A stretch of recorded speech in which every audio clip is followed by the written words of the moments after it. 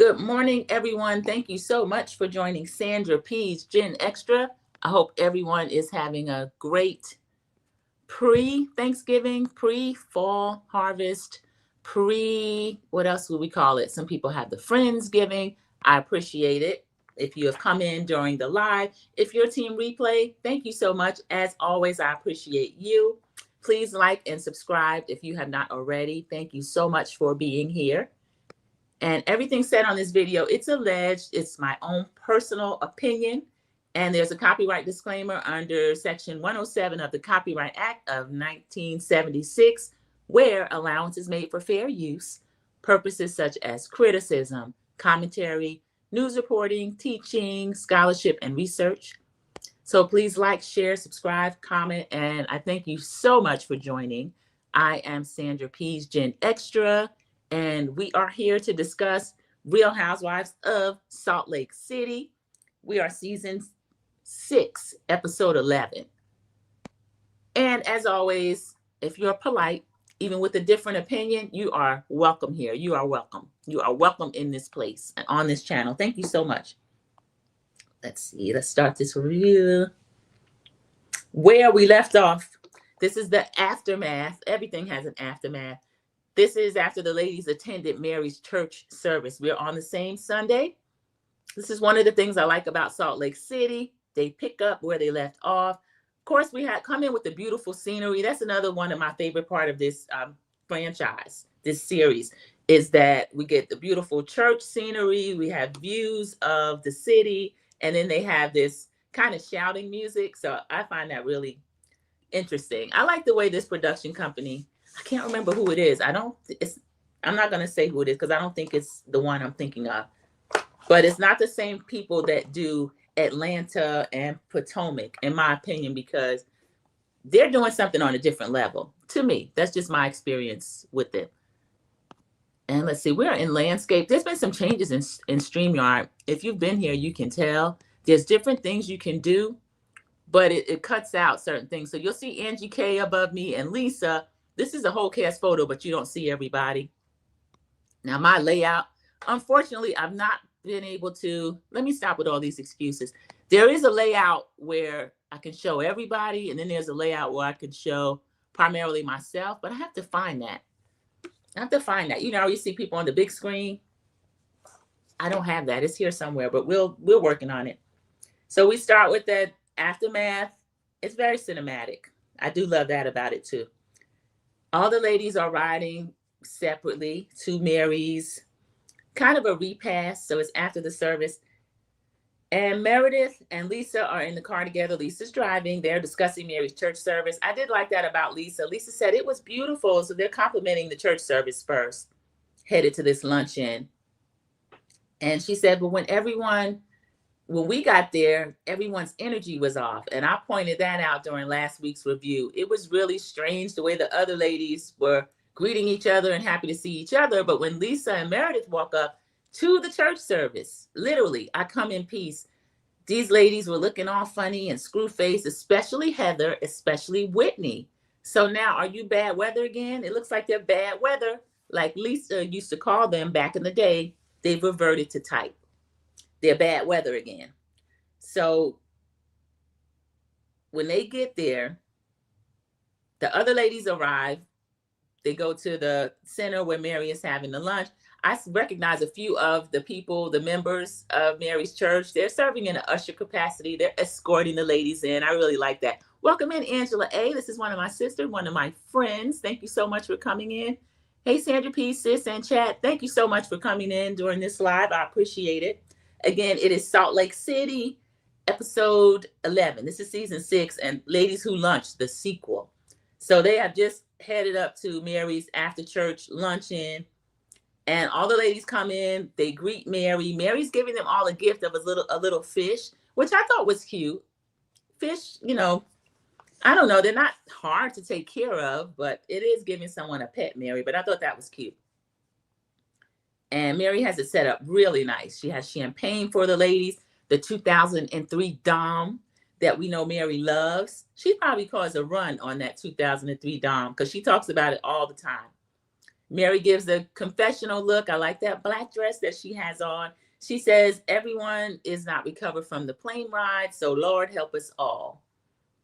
Mary said that her church is built on love. And I did like the energy that was in her church. I felt like it was her church. Everybody was welcoming. I love the way Angie K ran in and knew everybody, and all the church mothers down to the deacons. They knew Angie K. So that was really sweet. Bronwyn comes in. That two-piece Bronwyn had on, very pretty. Bronwyn said, it was unbelievable. Thank you.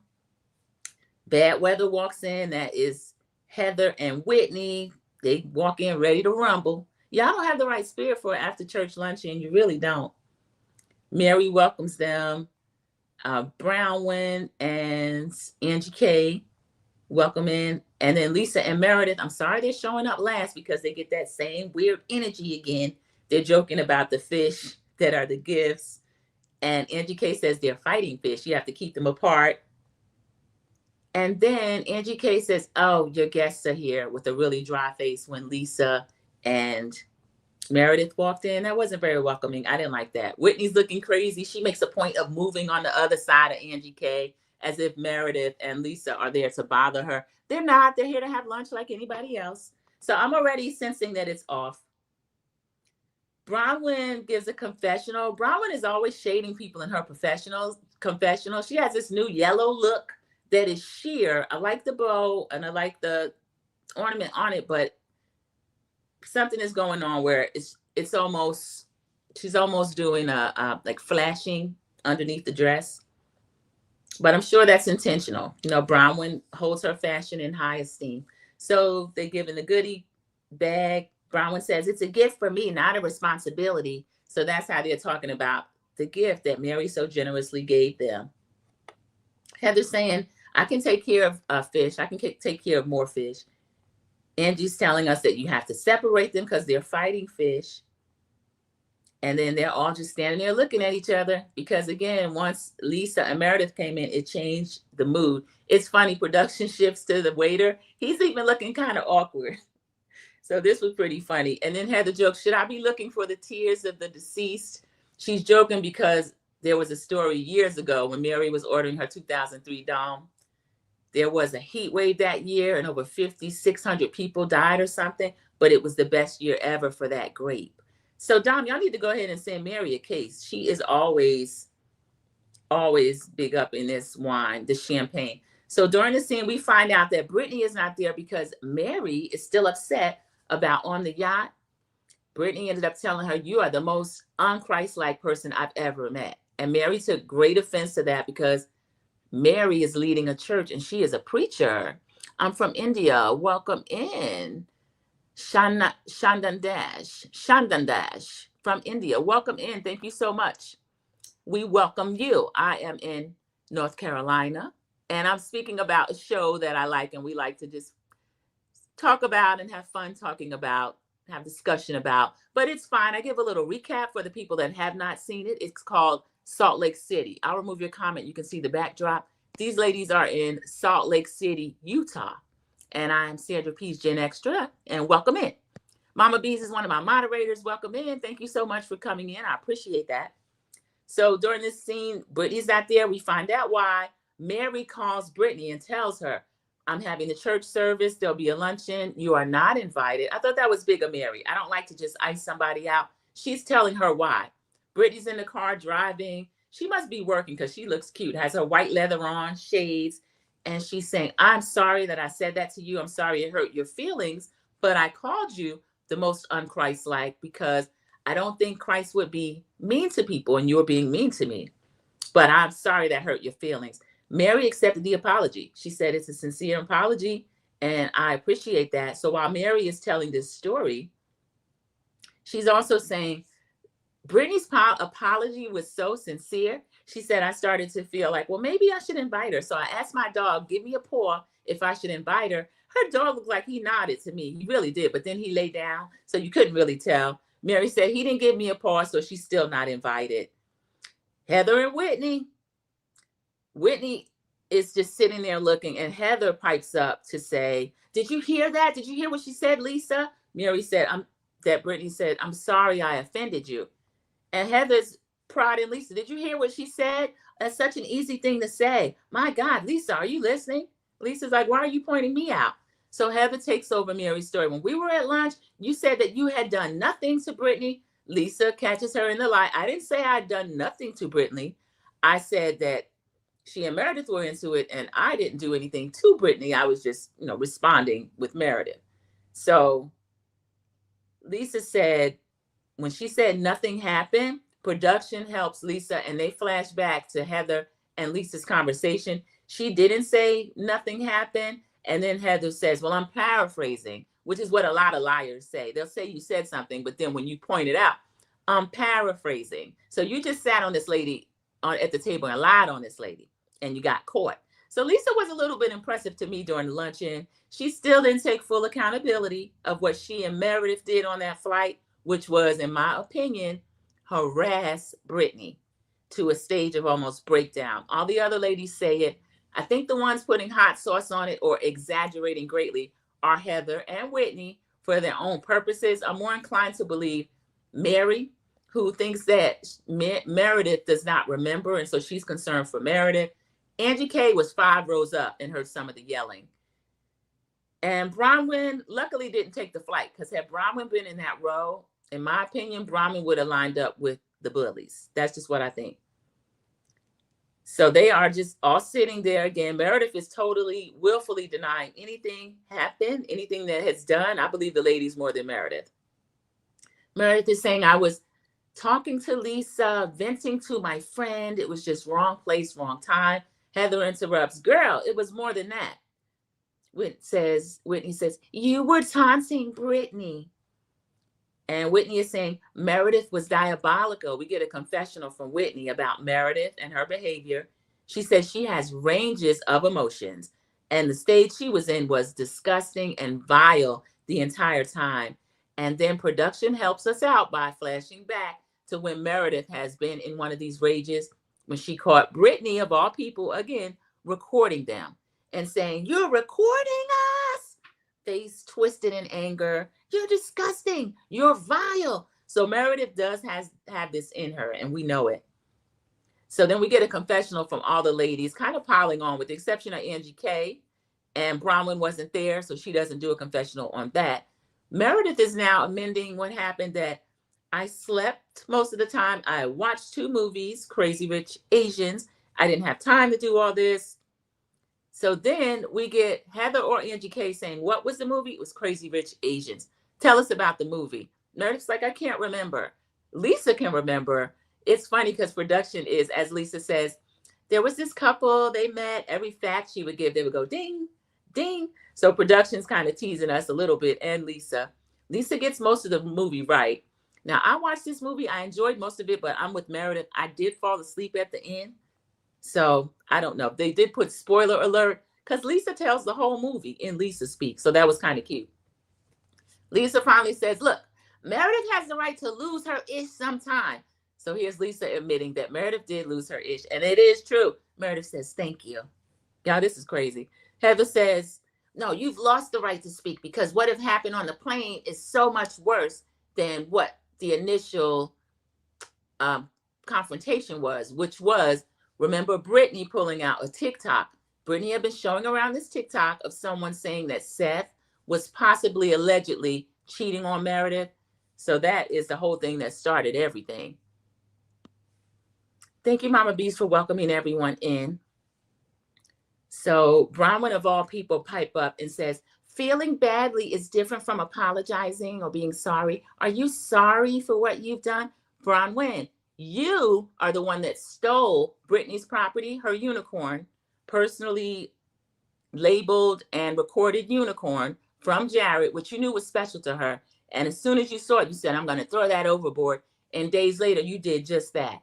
And another thing Bronwyn did was that she stole it out of the room when she was no longer staying in the room, gave it to Meredith, tried to egg Meredith into throwing it overboard. We find out at BravoCon and then the latest episode that Meredith didn't throw it over.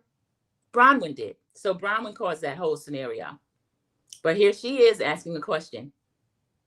They're getting refills of the Dom. Mary gets the extra large. She's like, a little more, please, a little more.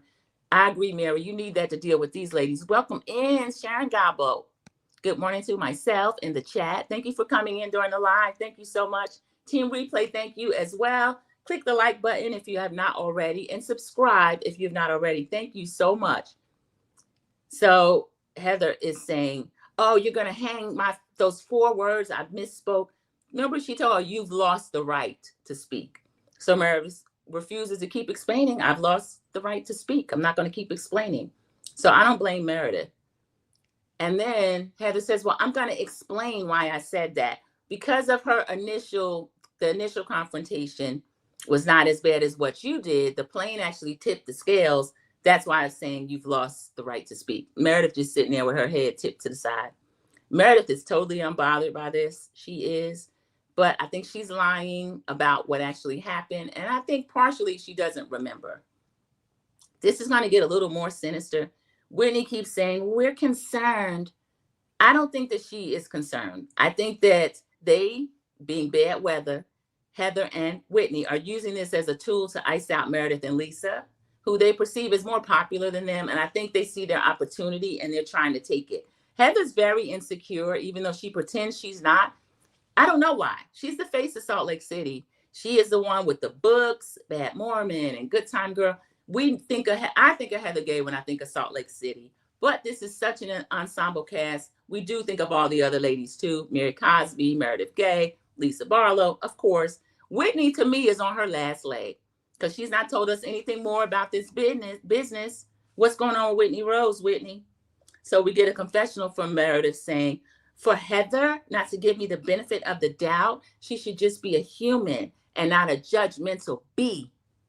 So Heather is asking, why didn't Lisa go through customs? Why didn't you go through customs with us? Lisa starts lying. I just like to be to myself. I have my head buds in. I'm listening to Kendrick. Mary's like, oh, not Kendrick. So they're kind of teasing her a little bit. She says, I have global entry. I should have used it. Whitney busts her in a lie. We get a confessional from Whitney saying, global entry is not the same as pre-check. It's not listed on your ticket. Production shows us a ticket, which is true. It does say TSA pre-check on your ticket. But if you have global entry, that's one of the benefits that you get. You get TSA pre-check most of the time. Now, they'll always reserve the right to random someone, but you will get TSA pre-check if you have global entry. And you know you have it because you're in a different line. Some of the airports will have the scanner. Fun fact, when I was returning from Aruba, the New Edition year, I think it was 2023, whatever year New Edition headlined, I was in the line with Claudia Jordan, the same airline, and she was first class for that. So she was in the line. But global entry, that's actually different. It was from Aruba, so they pre-clear down there. She was in a different line. And that guy she was dating from couples retreat, he was like, why don't you go over there with everybody else? She didn't have global entry, so she was in the line with everybody else. So my sister found that pretty funny because she didn't have pre-check at the time either. And I've left them, not pre-check, but global entry. I left them enough times where they finally all got it because I'll see you on the other side. I can't do all that. I'm global entry and we will separate and meet on the other side until you get global entry as well. So Lisa's lying. You're not willfully standing in that long line if you could be global entry and just use the kiosk and scan your passport. Lisa, what?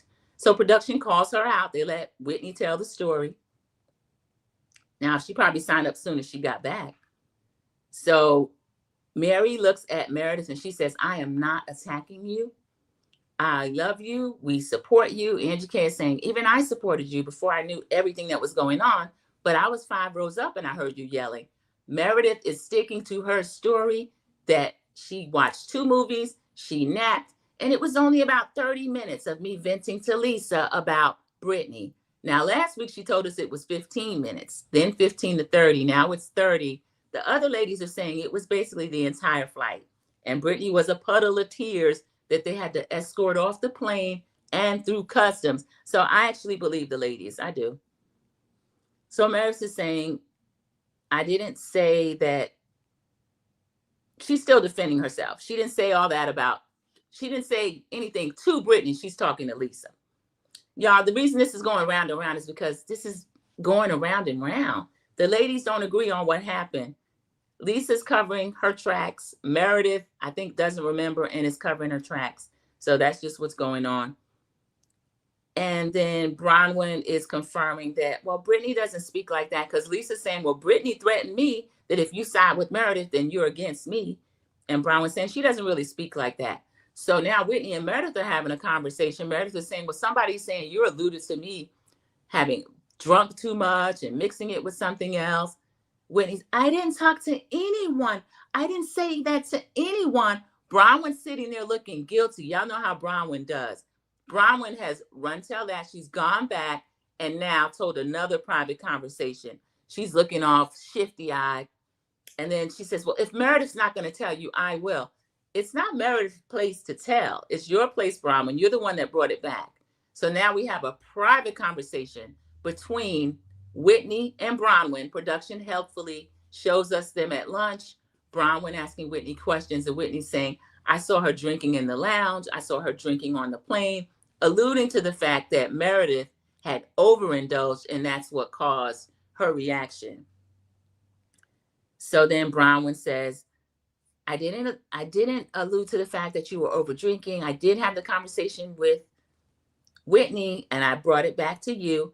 And now I've damaged my relationship with Whitney. That's nobody's fault, Bronwyn. You do go back and tell people stuff. So Lisa said, listen, let's stop playing this game of Clue. Just say, hey, we didn't like your behavior, and that's the bottom line. So again, I find myself agreeing with Lisa Barlow. So Meredith is still maintaining she just vented a little bit to Lisa. And then Whitney's saying, well, she could still hear you even with her headphones on. So to me, that means that Meredith was loud. And then let's not forget, she kicked the lady's seat. She said she grabbed the seat to get up to go to the bathroom. And also Whitney is saying that Brittany's hair was wet. Brittany says that someone poured wine on her. I think it was Meredith. So they just go back and forth with this.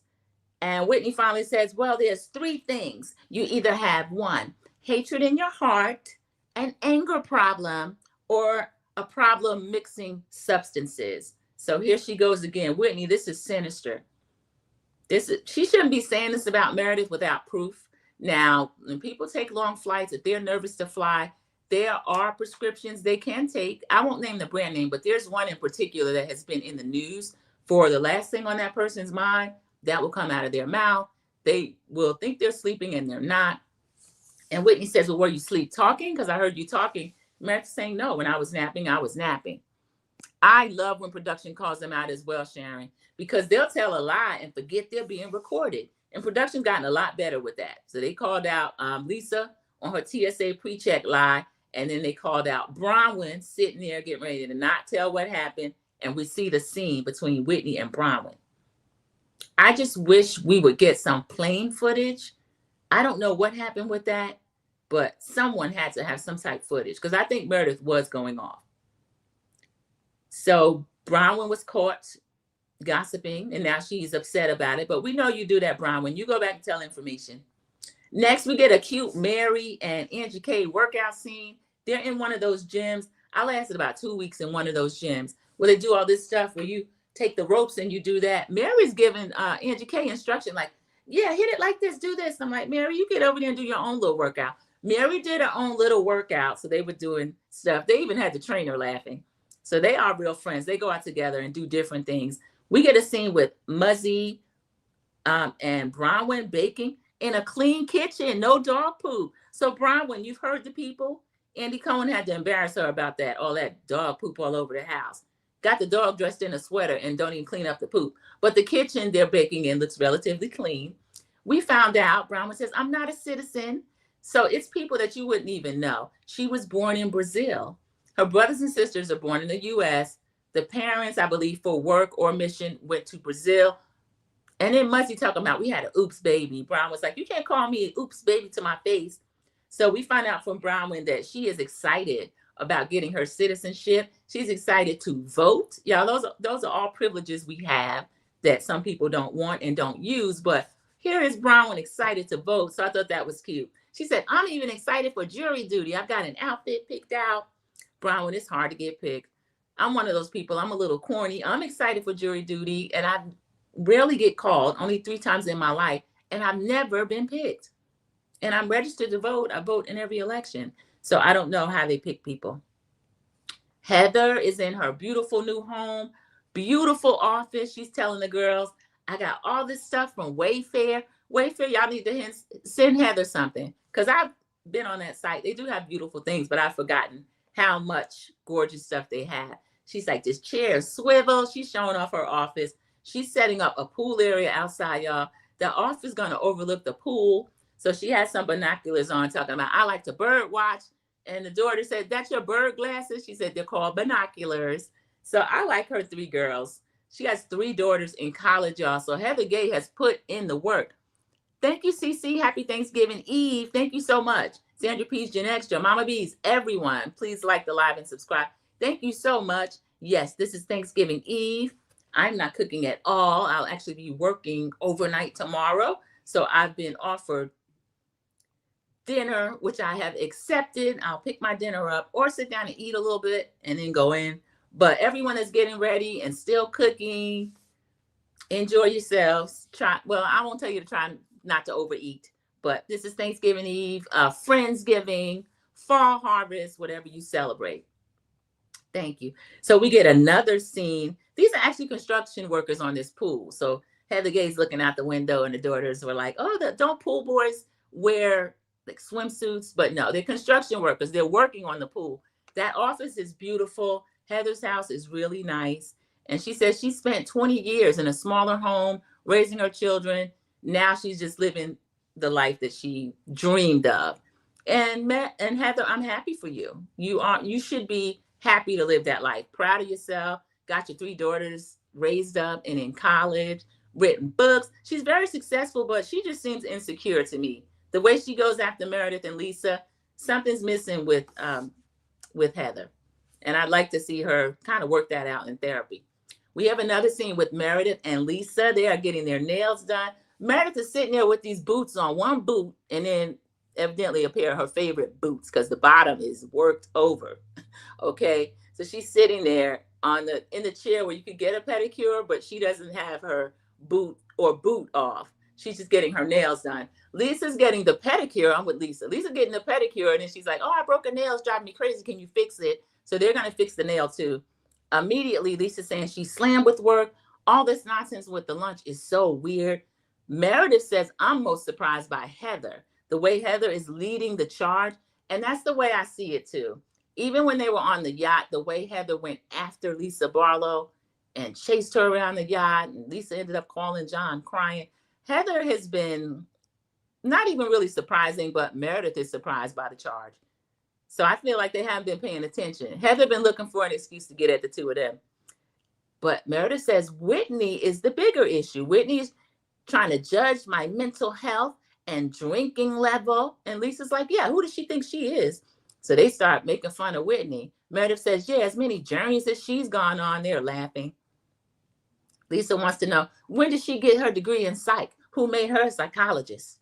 So they're still laughing. I thought that was pretty funny. The producer asked Meredith sitting in a confessional in a beautiful blue dress that matches her eyes. She got her hair pulled back. She's innocent now, y'all. They said, how do you plan to move forward with Whitney? I don't. So Meredith, how's that going to work? You ladies work together.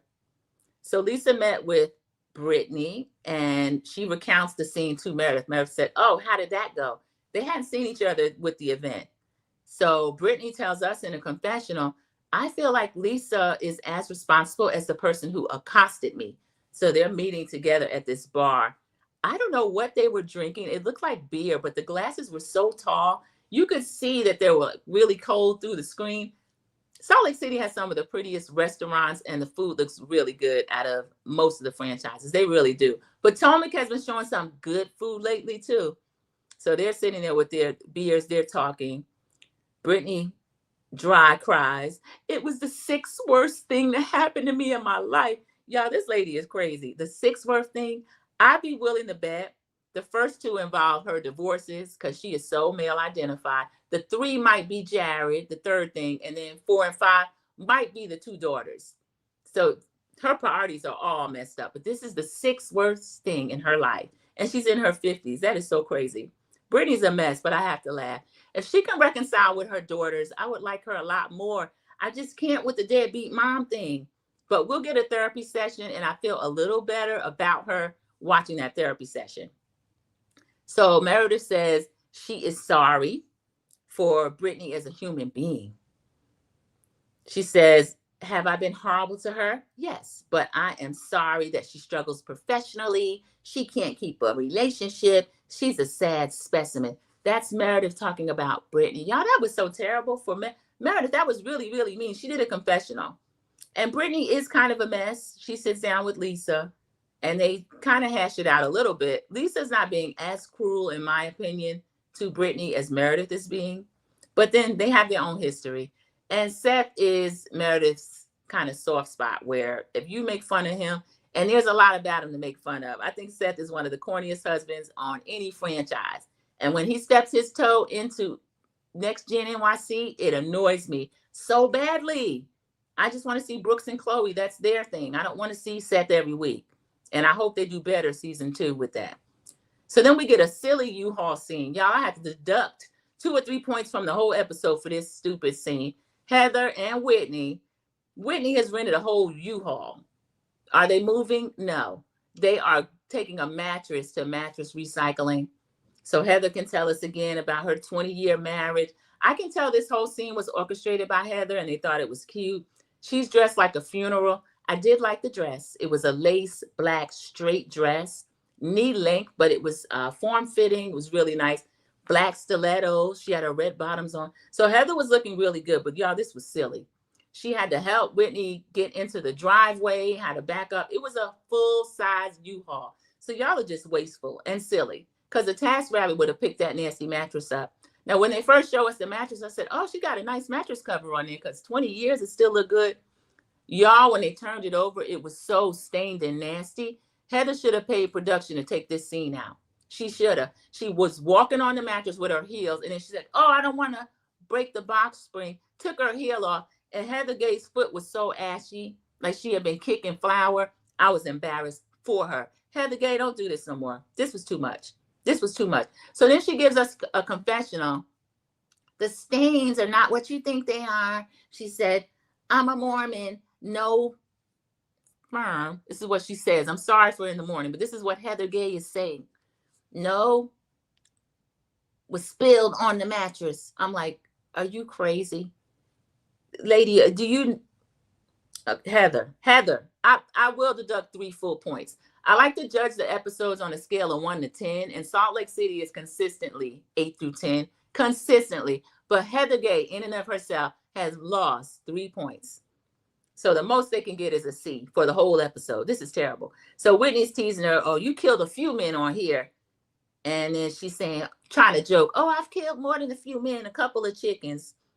Heather, please leave us alone with this. You nasty. And so, Whitney, you nasty too. You laying here on this lady's 20-year-old mattress, stained with your bare legs out. Yes, she was. Yes, Whitney was. You need to go directly home and take a shower. So Heather is claiming, Meredith, and we've had a solid friendship for years. I've never been at war with her. I've never not known how to defend her. And Whitney says, well, I already know I'm going to be the scapegoat. And I think that her blackout maybe triggered something in me about my dad. So we find out again that Whitney's dad had a substance abuse problem, allegedly, in my opinion, and going on what Whitney has said in the past and what she's saying now. Whitney does another confessional where she says, usually it's a combination of drugs, alcohol, or a bad prescription. Whitney, this is sinister, it's diabolical. For you to do this to Meredith is wrong. I have my own suspicions about her having a couple of drinks and then possibly, if she wanted to sleep on the plane or has a fear of flying, there could have been a prescription involved. But what Whitney is consistently doing, I don't care for it. I don't like it. Heather, you have a story to tell.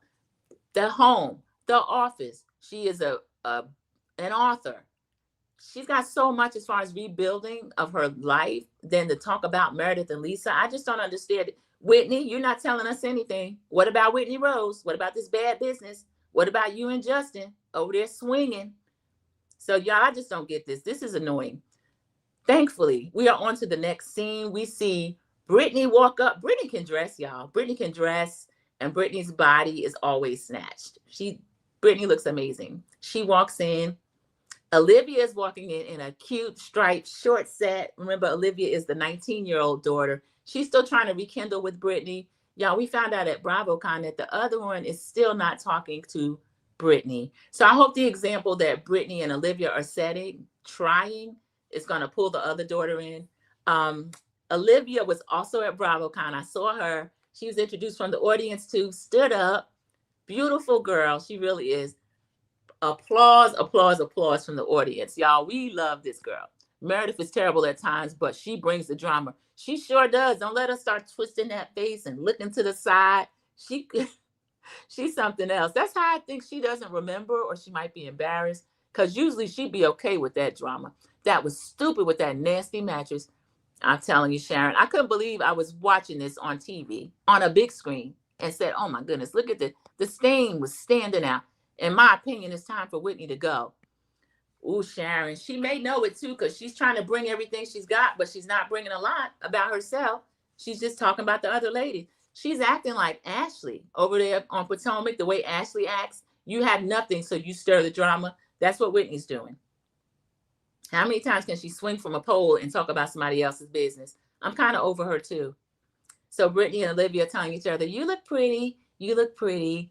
Y'all, I get touched when I see these two together. They are shy around each other. And I'm glad that Olivia's trying. Olivia's more mature than Britani, but they're smiling at each other. And then we get a confessional. Britani says, I'm still recovering from whatever happened on the plane. She tells her daughter the same thing. Britani, I think you might be dragging this now. So Britani drinks her water. And the way she drinks her water is so strange, y'all. She has a sparkling water, which I like, the Pellegrino, but she drinks it like she's swishing it around in her mouth like mouthwash. So Britani's just a strange one. She's pretty funny. Ashley is their therapist. She is a young woman. Just her expression, I was like, oh, let me see what this lady's talking about. And she said, well, she said, well, tell me what's going on today. She seemed kind of no nonsense, even though she was young. So I thought she looked a little cold. But during the course of the session, y'all, I was really impressed with her. She said, well, where did we start? Who wants to start? They don't know where to start. You remember how shy they are? Olivia, the 19-year-old, jumps in. She starts. Things were good until my mom got divorced from my dad. And she remarried pretty quickly. And that's when the problem started. We get a confessional from Olivia where she's in the one-armed navy dress. Beautiful. I love the fact that they gave her a confessional to tell her side. She says after Britani remarried, the man already had children. So we know what he was doing. He's trying to get somebody to take care of his kids. And then Olivia's telling the therapist and her mother, he was her world. Olivia's saying Britani was more of a mother to his children than she was to us. Her and her sister were not even close to being a priority. Y'all, this was heart-wrenching. Britani started crying or making a cry face. She pulls a tissue out, act like she's dabbing. The therapist is keeping her eyes on Olivia.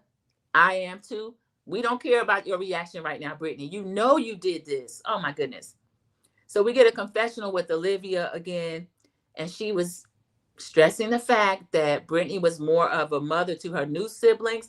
She would root for them and not for her and her sister. She would celebrate their wins and not her and her sister. Y'all, we knew Britani was a pick-me, a desperate pick-me, but to hear this, y'all, this is really terrible. This is sad. So Britani got to let Jared go. She got to, because this man, he's no good. The best thing about him to her is his last name. Britani is a singer, and she's a good singer too, y'all. So I think she wants to be Britani Osmond, to take that name to Vegas or whatever, but it's not worth losing your daughters for good. It's just not. And then we know Olivia told us that they had the nerve to make out in front of her, and she was in between two jobs and had a 30-minute break and went to her mother's house. So this whole thing just, it's terrible. Olivia saying, my brain is telling me, don't trust her. Don't get hurt again. But my heart wants a relationship with her. Britani's still doing her cry face. And the therapist is asking Britani, how do you feel about this? What do you want from this? Britani saying, I can't ever allow myself to be put in a cage again where I neglect my children. Now, Britani, don't blame these men. You did that, because she's done it more than once, and she's doing it now with Jared, in my opinion. So she says, I don't even want anything for me. I just want her to have what she wants. And the therapist interjects. She said, that's not how therapy works. You get something out of it too. I do like that she said that to Britani. She says, you're both going through trauma. Even though it feels different, it's the same. So what's the number one goal for you to come in here?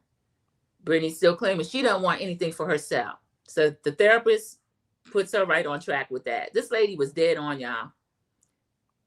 I think Britani need to come back and see this lady alone as well, because she got a lot of problems. To be that type of desperate pick me over and over in your life and know better and still do it. So Britani dry cries and makes her cry face. She said, I don't feel worthy of anything. Olivia interjects. Come on, Olivia. Olivia says, maybe that's why I feel that way too. That's right. Olivia took the spotlight right off of Britani and put it back on herself. Because to me, Olivia is the one that's most important. She's 19. She is the child, and she was neglected. And Britani was willful about it. And she's being performative. So Olivia says, that's why I feel the same way. She's crying now too. Y'all, I loved it. I love this scene. So I feel like it's valuable. Even if maybe Britani started out doing it for TV, I think they will both get something good out of it. I do. And Britani says the goal for therapy is to build their relationship together. And the therapist asks her, do you think about forgiving yourself? Are you able to forgive yourself? Britani says no. She takes another tissue, does her cry face. She said, I feel self-loathing. Ooh, that's strong, but I do feel that too. There's no way she could lower herself to Jared the way she does. The way he treated her last week, gaslit her, made fun of her. Oh, that's what you're going to do. And was just so dismissive. And he's willfully coming between her and her daughters. I do feel she feels self-loathing. And Olivia says it's reassuring to hear her admit what she feels like she's done wrong. Because usually she shoves things under the rug. So hearing her take accountability makes me feel better. And then Olivia gives her mom the sweetest smile, y'all. And Britani's smiling too. She says, you giving me another chance is the best feeling in the world. Y'all, I think this could rub off on the whole family.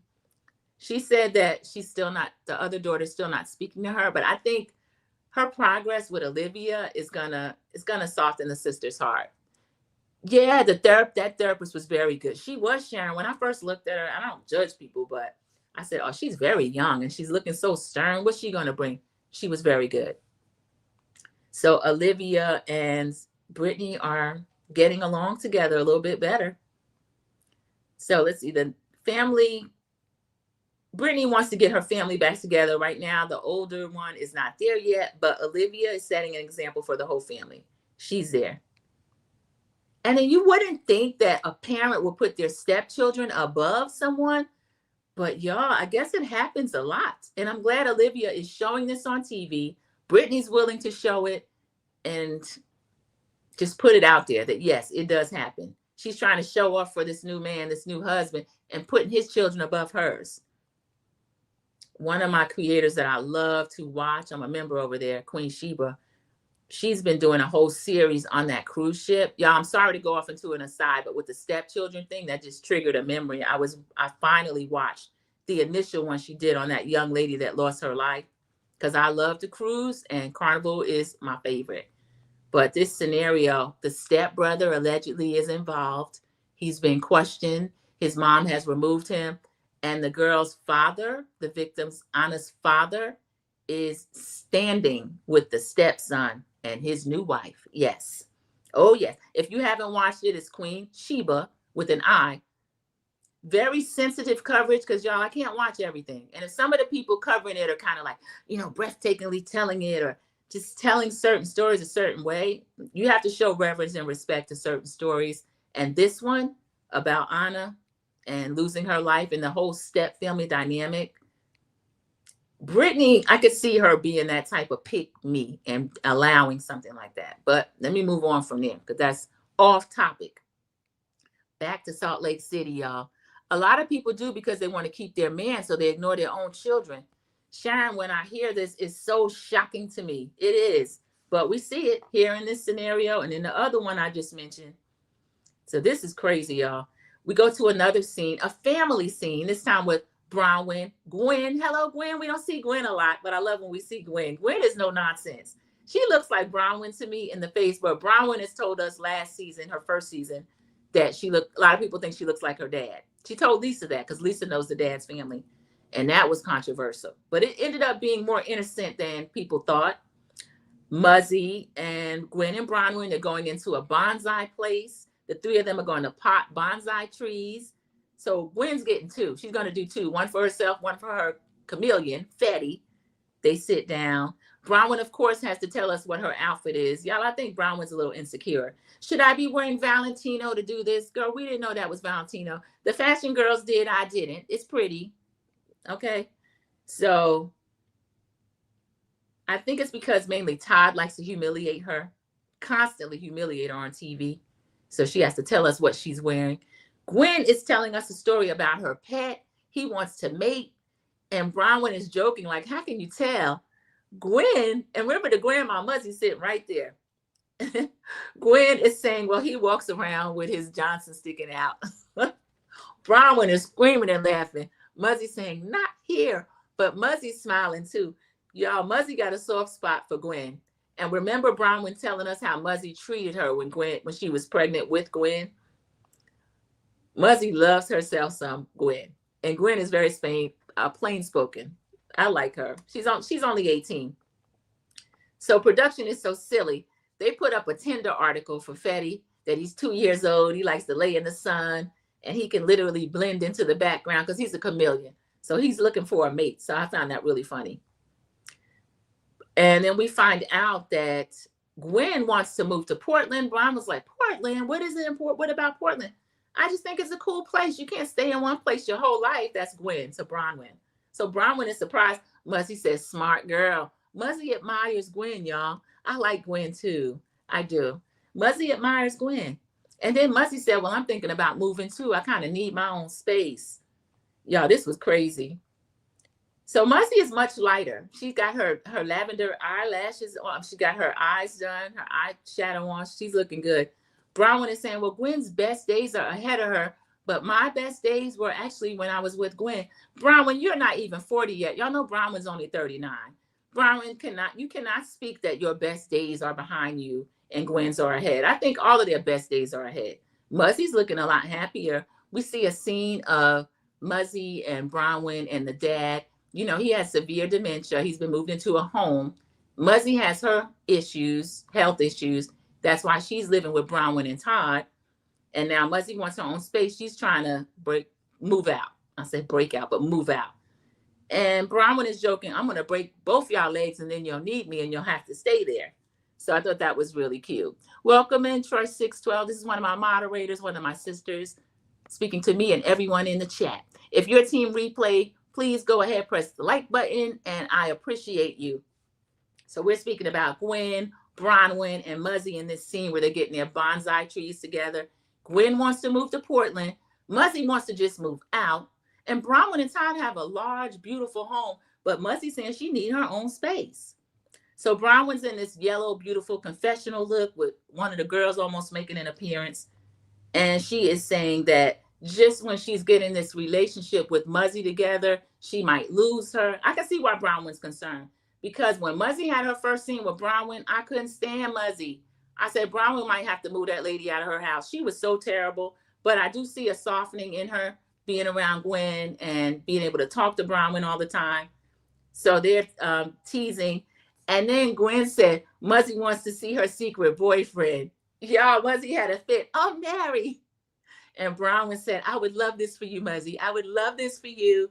Y'all, just as an aside to Bravo Con. Someone asked Bronwyn about the relationship between Muzzy and her.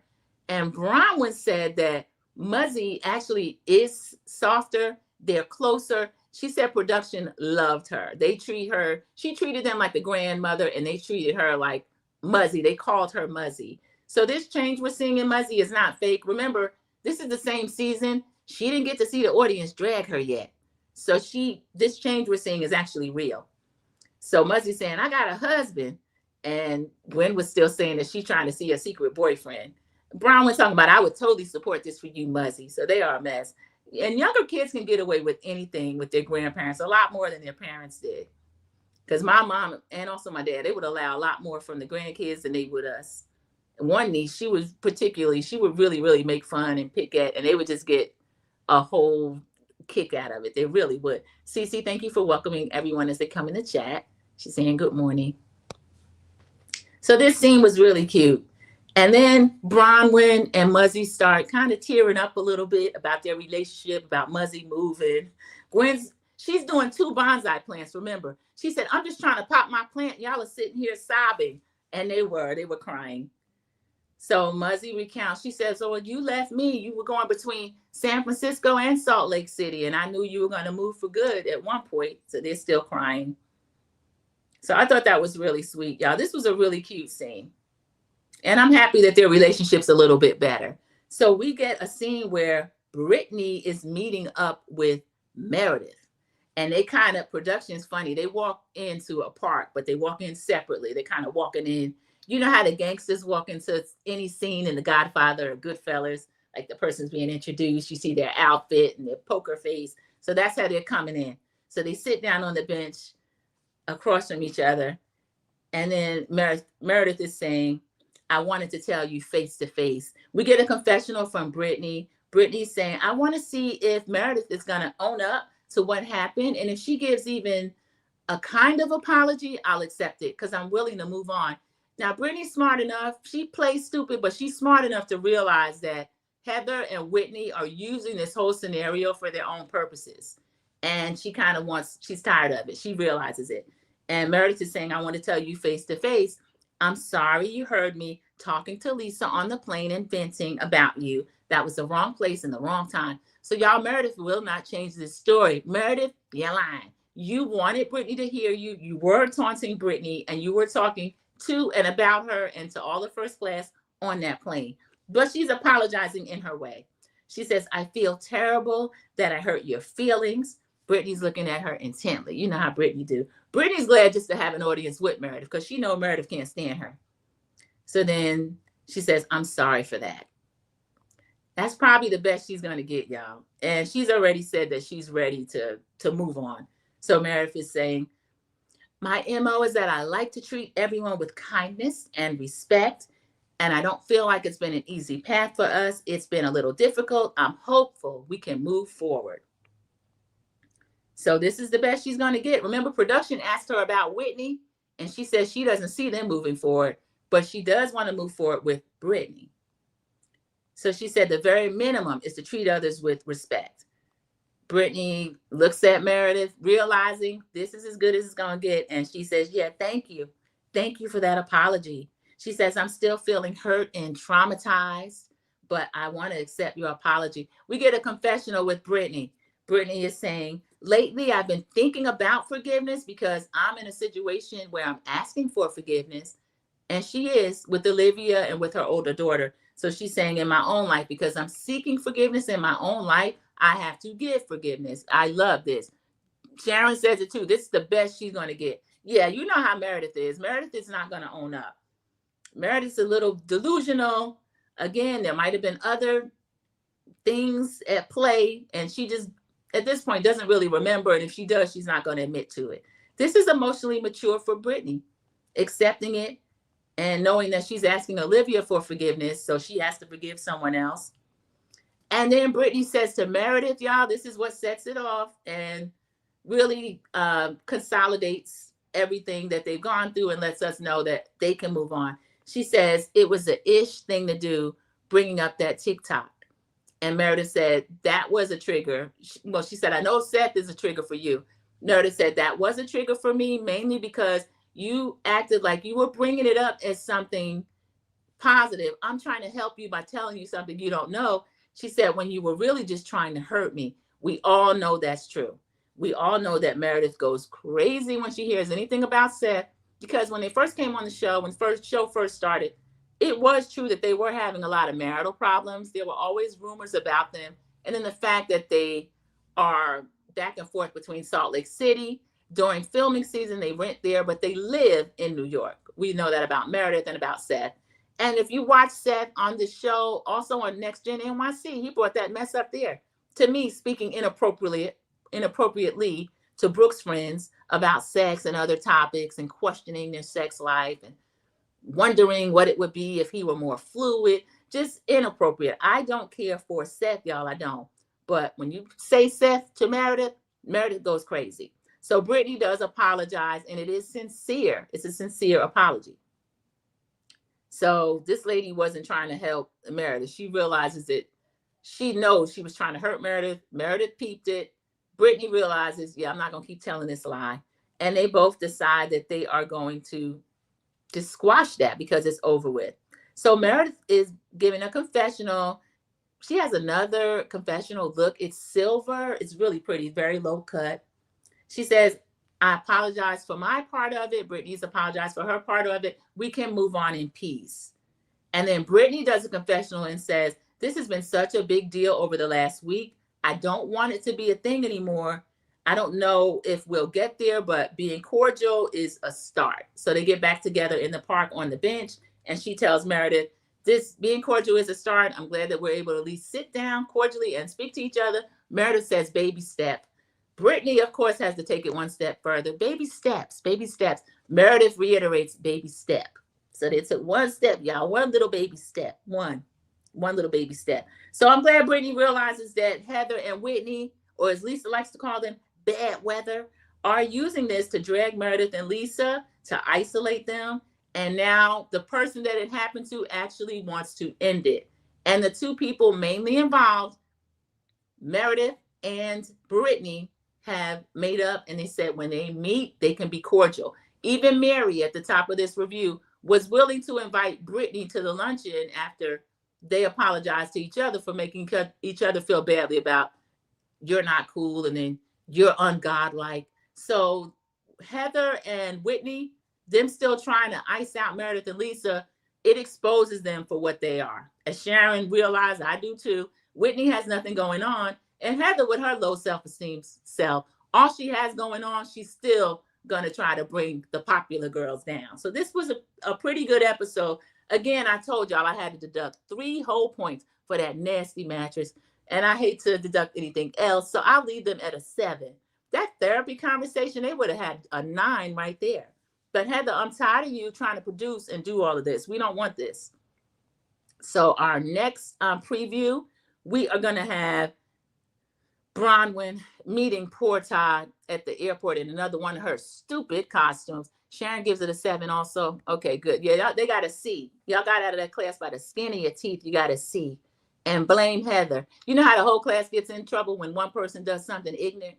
That's Heather. Heather got everybody in trouble. Because the scene with Britani and Olivia, that was enough. For me, that was really, really excellent. Lessons learned. The therapist was really good. But here go Heather turning over this stained, nasty mattress. So the next scene, Todd is being picked up by Bronwyn. She's like, do you think I could drive in this? He's like, you can't even drive when you don't have that on. Todd will never miss a chance not to embarrass and humiliate Bronwyn. Then we get Justin and Whitney are talking.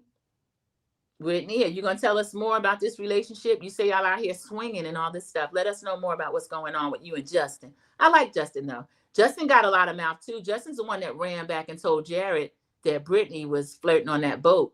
And the only one that told him that was his wife, Whitney. So you taking pillow talk to your friend, Justin, you're a mess. And then we get a scene with Whitney. Everybody's dressed as the American Revolution times or something. 1776, we'll say. Whitney is calling somebody a pill popper. Whitney, are you really going to go forward with this? Meredith has said these allegations are slanderous, and she don't like it. So we might get to see her activated again, Sharon. We'll get to see her twist that lip and go crazy. So we gave it a 7 because of bad weather maneuvering. The U-Haul to bring a mattress to a recycling. But other than that, it was a pretty good episode. It really was. I still love this franchise, the whole series. Thank you all for joining Sandra P's Gen Extra, and I will see you in the YouTube streets. Enjoy your Thanksgiving, enjoy your Friendsgiving, enjoy your fall, winter harvest, whatever you call it or celebrate. And thank you so much for stopping by. Like the video, and if you're not subscribed, please go ahead and subscribe. Have a great day, everybody. Goodbye. Sharon says happy Thanksgiving to everyone. See y'all. See you. Thank you. Goodbye.